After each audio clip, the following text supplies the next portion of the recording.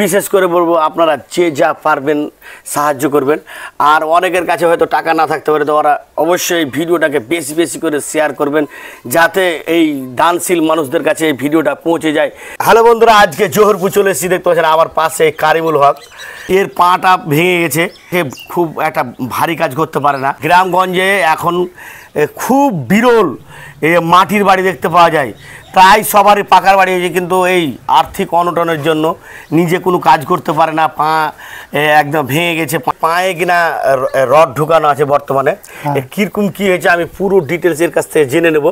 তো তোমার কতদিন হলো এরকম পাটা ভেঙে? আমার 2010 সাল থেকে শুরু হয়েছে। পুরাতন রাজধানী, ওখানে মুস্কান ভাটা, ওই মুস্কান ভাটাতে গেলাম কাজে। 3 দিন কাজ করলাম। 4 দিনকার দিন আমি মেশিন স্টার্ট দিলাম, হ্যান্ডেল নিয়ে মেশিন স্টার্ট দিয়ে ফিতে ফেলছিলাম। ফিতে ফেলতে ফেলতে হাত দিয়ে ফিতে ধরেছিলাম, ফিতে ধরে ঝিকড়াছিলাম, ফিতেটা বের করছিলাম। কী হিসাবে যে পা ঢুকে গেল সেটা আল্লাহ জানে, আর আমি বলতে পারবো না। পাটা দেখা তো, পাটা আমার এই যে অপারেশন করা আছে, 3বার অপারেশন হয়েছে। হাঁটুটা জামে আছে, এভাবে আছে, এদিকে আসছে না। পেশাব পায়খানা খুব কষ্ট করে করছে। বউয়ের কিরকম অবস্থা? আমার বউর অবস্থা পেটে পাথরে, মানে 2 কিডনির মুখে 10 ml করে পাথর। এখন তোমার কাছে ওষুধ কেনার কি টাকা নেই? আমার কাছে কোনো বিসমিল্লাহ পয়সা নাই।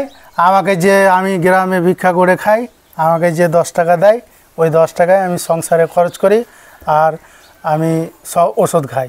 আমি বিশেষ করে বলবো আপনারা যে যা পারবেন সাহায্য করবেন। আর অনেকের কাছে হয়তো টাকা না থাকতে পারে, তো ওরা অবশ্যই ভিডিওটাকে বেশি বেশি করে শেয়ার করবেন, যাতে এই দানশীল মানুষদের কাছে এই ভিডিওটা পৌঁছে যায়।